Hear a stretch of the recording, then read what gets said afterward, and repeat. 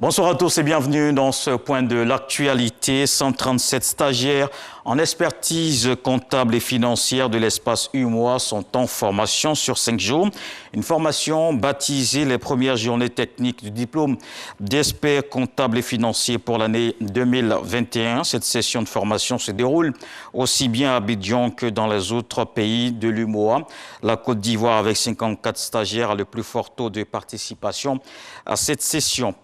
Le ministre du Tourisme et des Loisirs a procédé à la remise officielle des insignes à la seconde vague de ses collaborateurs en charge de l'évaluation de l'offre des réceptifs hôteliers, de restauration, du divertissement et du voyage. Ce sont 114 agents assermentés qui ont reçu leur carte des mains du ministre Siandou Fofana. Dangui.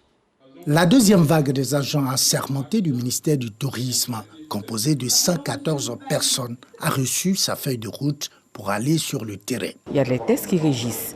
Et en fonction des tests, là, nous allons rendre compte à nos supérieurs, parce que dans le grade des assermentés, il y a des contrôleurs, il y a des superviseurs et tout ça, qui vont nous donner l'autorisation de soi. Souvent, on ferme les établissements, souvent on les oblige à aller se mettre en règle. Aujourd'hui, nous avons assermenté encore près de 114 pour qu'ils soient désormais opérationnels sur le terrain pour le contrôle des actes administratifs. Parce que pour opérer dans le secteur, il faut être à jour vis-à-vis de l'administration du ministère du Tourisme. Il faut avoir l'agrément pour les hôtels et il faut aussi avoir la licence d'exploitation d'un hôtel.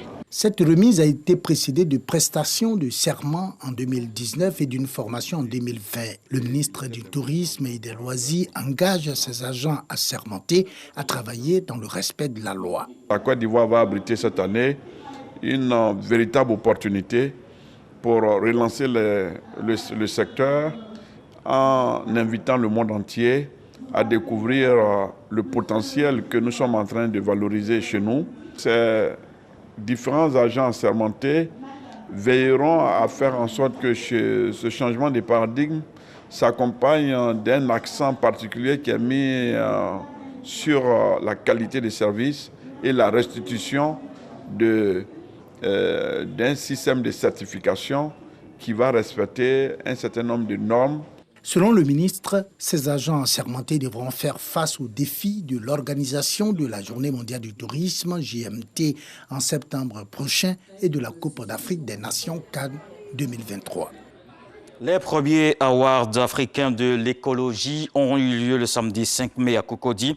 Cette initiative a pour but d'encourager les entreprises et organisations ouest-africaines œuvrant pour la pérennisation des actions de préservation de l'environnement, l'engagement personnel, femmes et écologie, recherche et innovation, entreprises et RSE sont les différentes catégories primées.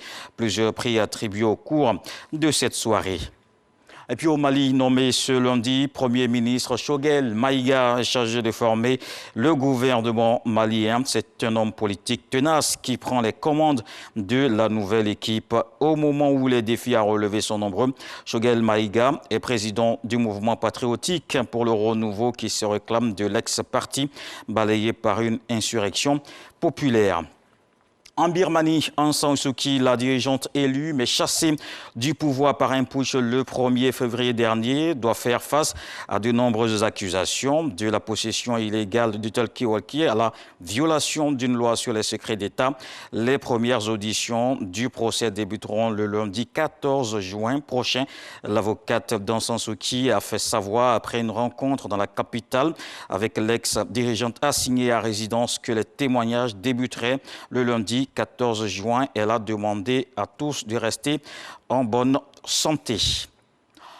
L'ancien député Dimitri Goudkov a préféré fuir de la Russie par crainte des poursuites judiciaires. Brièvement arrêté la semaine dernière dans une affaire de loyer impayé, l'opposant se trouve à présent en Ukraine. À l'approche des élections législatives de septembre, le pouvoir est accusé de vouloir faire le ménage dans les rangs de l'opposition. La semaine dernière, l'opposant a été arrêté dans le cadre d'une affaire de loyer impayé, une affaire pour laquelle il encourait jusqu'à 5 ans de prison. À 20h, retrouvez Fatou Fofana.